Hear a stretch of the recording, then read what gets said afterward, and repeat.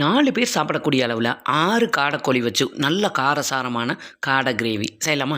இப்போ ஒரு பேனில் நம்ம 6 காடைக்கோழியை க்ளீன் பண்ணி எடுத்துக்கிட்டேன். 2.5 டீஸ்பூன் அளவுக்கு இஞ்சி பூண்டு பேஸ்ட்டு, 1/4 டீஸ்பூன் மஞ்சள் தூள், 1.5 டீஸ்பூன் அளவுக்கு மல்லித்தூள், 1.5 டீஸ்பூன் அளவுக்கு காரத்துக்கு ஏற்ற மாதிரி மிளகாத்தூள் இதோட ஆட் பண்ணிவிட்டு 2 இன்ச் அளவுள்ள பட்டையில் 7 பீஸ் பட்டை, 4 ஏலக்காய், 4 கிராம்பு பவுடர் பண்ணி அதையும் இதோட ஆட் பண்ணிவிட்டு தேவையான அளவுக்கு உப்பு சேர்த்துட்டு கொஞ்சமாக தண்ணி சேர்த்து இந்த மசாலாவை நல்லா கையால் மிக்ஸ் பண்ணி விட்டுருங்க. மிக்ஸ் பண்ணி விட்டுட்டு சிக்கன் வேகிறதுக்கு 1/2 கப்பு தண்ணி சேர்த்துட்டு இப்போ தான் நம்ம ஸ்டவ் ஆன் பண்ணி வரோம். ஸ்டவ் ஆன் பண்ணிவிட்டு நம்ம மூடி இந்த சிக்கன் வந்து 8 to 10 நிமிஷம் நல்லா வேகணும். வெந்து தண்ணியெல்லாம் வற்றினதுக்கப்புறமா கடைசியாக நீங்கள் ஒரு 1/4 கப் அளவுக்கு தேங்காய் எண்ணெய் இதோட ஆட் பண்ணிவிட்டு நல்லா மிக்ஸ் பண்ணி விட்டுட்டு அடுப்பை சிம்மில் வச்சுட்டு ஒரு 5 நிமிஷம் சிம்லேயே இருக்கட்டும். அருமையாக வெந்து எண்ணெய் பிரிஞ்சு வந்துடும். சூப்பரான காடை கிரேவி ரெடி ஆயிடுச்சு. இது சூடான சாதத்து கூடையும் வச்சு இந்த கிரேவி ஊற்றி சாப்பிட்டு பாருங்கள், சூப்பராக இருக்கும்.